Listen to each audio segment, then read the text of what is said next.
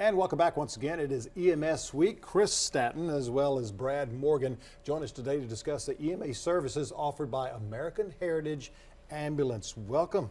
Thank you. How you guys doing today? Good. I can imagine here in the Low Country that you folks stay very, very busy. Tell us, Chris, the importance of the EMS Week. Well, it's really just an opportunity to recognize EMS personnel, the kind of the heart of the company that goes out there and takes care of everyone, and leaves their families at home to go out and be there when we need them. Because the folks that are the EMS trained, a number of the folks that belong with your organization as well, they are the first responders to someone going down. Usually, Yeah. usually yes. And Yes. it's very important that they're very trained and they're very highly skilled as well.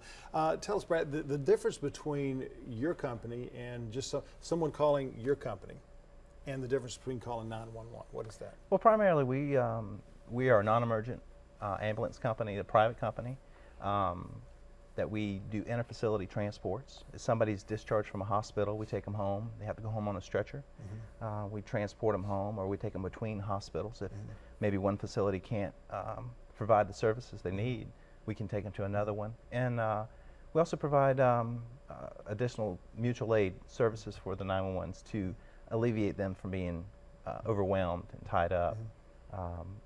If a 911 system, if somebody gets hurt or sick, immediately they should call 911. The county services provide those services right away, but we would also back them up as well as respond to if they should need our services. They'll call us, their dispatch centers call us, and we can respond with paramedics and EMTs as well. Because you guys have a very close agreement with the folks from 911, right? Absolutely.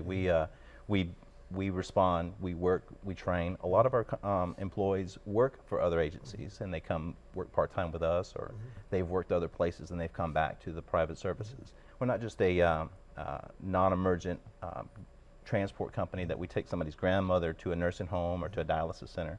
We also respond to emergencies, as well as take critical patients to far away places like Augusta. That's where the burn center's at. We'll transport That's them the by only ground. burn center around the area. It's the closest one. And that you just can't get in a car.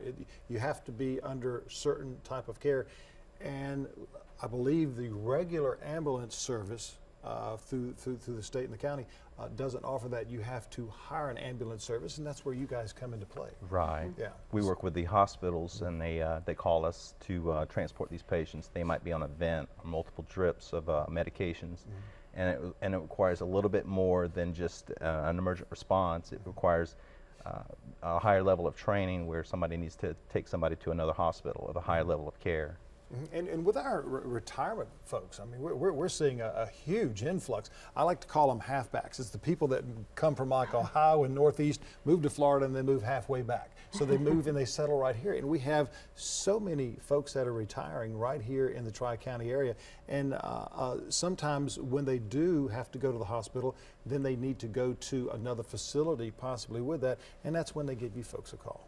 Right. A lot of nursing homes, a lot of assisted living facilities may require transport to a patient to the hospital. That it's not an emergent situation.